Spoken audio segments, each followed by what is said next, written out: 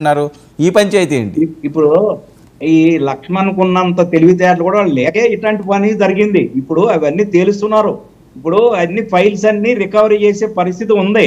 అయితే ప్రజల నుంచి కూడా ఎవరైతే నష్టపోయారో వాళ్ళ దగ్గర కంప్లైంట్లు వస్తున్నాయి. ప్రజా దర్బార్ పెట్టి చిట్టాలన్నీ తీస్తారు. అయితే సమయం లేదు మిత్రమా. ఇప్పుడు ఇవన్నీ చిట్టా తయారవకముందే ఈ కొత్త కేసులు, పాత కేసుల్లోనే మీరు తొందరగా బెయిల్ క్యాన్సిల్ అవుతుంది.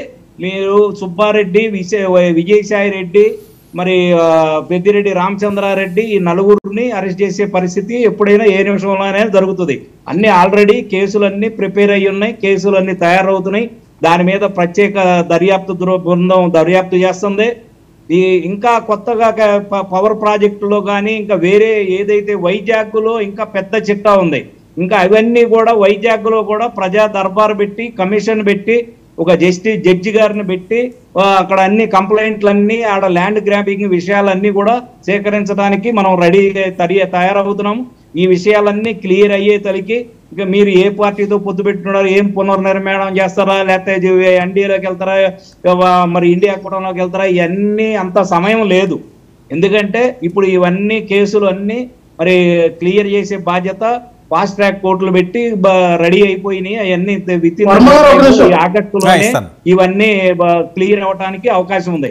కోర్టులు అంటే షర్మిల కోర్టులో వేసుకుని తయారంటే కోర్టులకి హాజరవ్వటం, కోర్టులను మేనేజ్ చేయటం, కేసుల్ని డీల్ చేయటం మరి జగన్మోహన్ రెడ్డి చేసినంత 10-15 సంవత్సరాల నుంచి చేసినంత ఇదిగా ఎవరు చేయలేరు.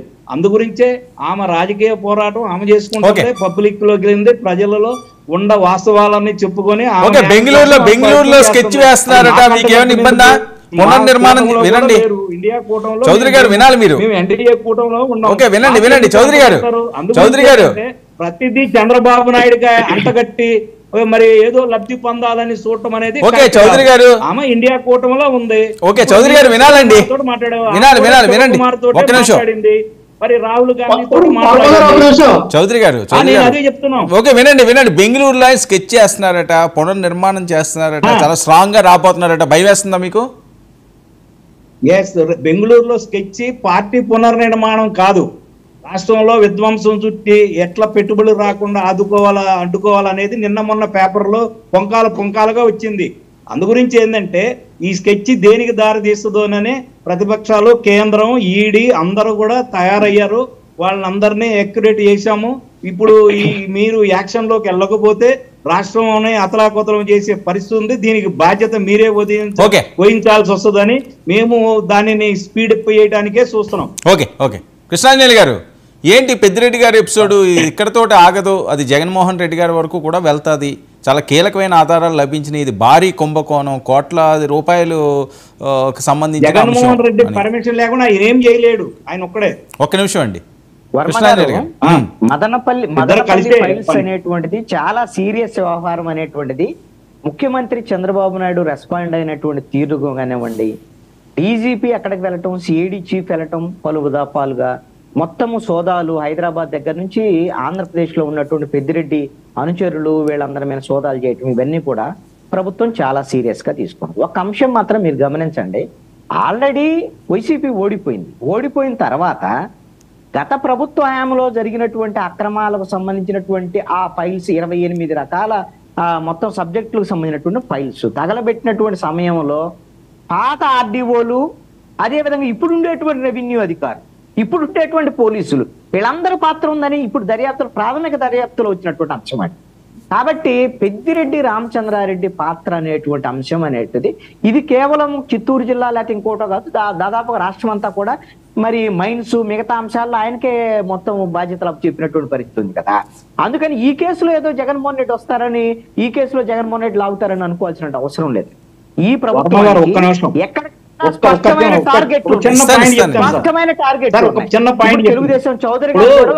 గవర్నమెంట్ అంతా అధికారులంతా పొల్యూటెడ్ అయిపోయారు. అందుగురించే మేము కేంద్రం నుంచి IPS IAS ఒక 30 మందిని డిప్యూటేషన్ మీద పంపి రిక్వెస్ట్ చేశాం. గురించే మరి ఎక్కడ ఏముందో, ఎవరు ఏం చేశారో, ఏం పాపాలు చేశారో, ఏ పుట్ట తెగితే ఏం బయటపడతాయో అనే ఉద్దేశంగానే ఇప్పుడు ఉన్న అధికారులు మీరు చెప్పిందే జరుగుతుంది అక్కడ. ఇప్పుడు ఏ అధికారిని మార్చినా ఎక్కడో ఒకసాట వీళ్ళు అగ్రెసివ్ గా పోయి అధికార దుర్వినియోగం. ఓకే చౌదరి గారు మీరు మాట్లాడారు కదా, చాలాసేపు మాట్లాడారు. వినండి, వాళ్ళు మాట్లాడేది వినండి. మీరు మధ్యలో ఇంటరప్ట్ చేస్తే అది ఎవరికి అర్థం కాదు. ఓకే, మీ పాయింట్ అయిపోయింది కదా, మీరు చెప్పారు. ఒక్క నిమిషం ఆయన మాట్లాడనివ్వండి.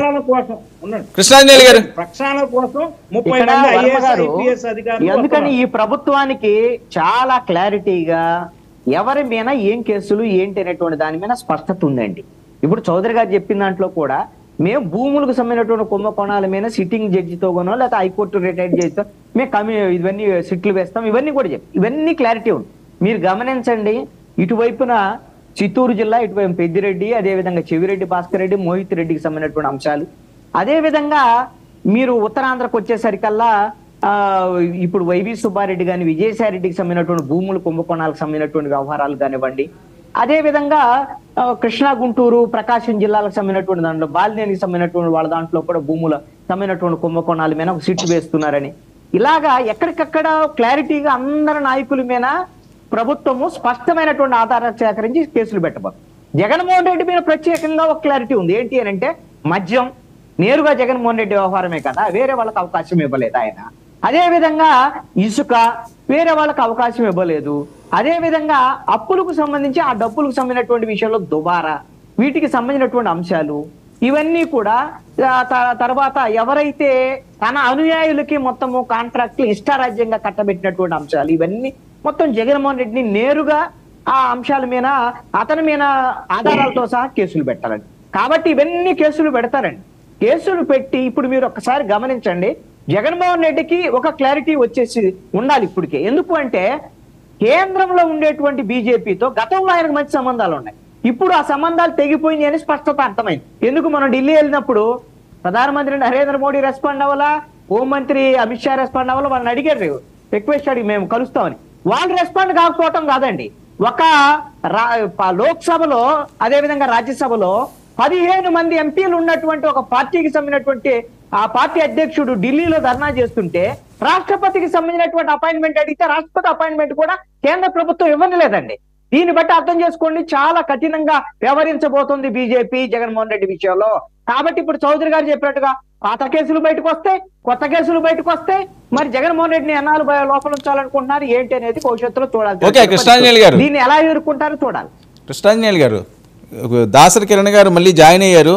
నేను చెప్పాను కదా వాళ్ళకి బాధ్యతలు ఎక్కువైపోయినాయి. కిరణ్ గారు, లేదు సార్, అదేనండి, అధికారంలో ఉన్నప్పుడు బాధ్యతలు ఉంటాయి కదండి. నేను అదే స్టార్ట్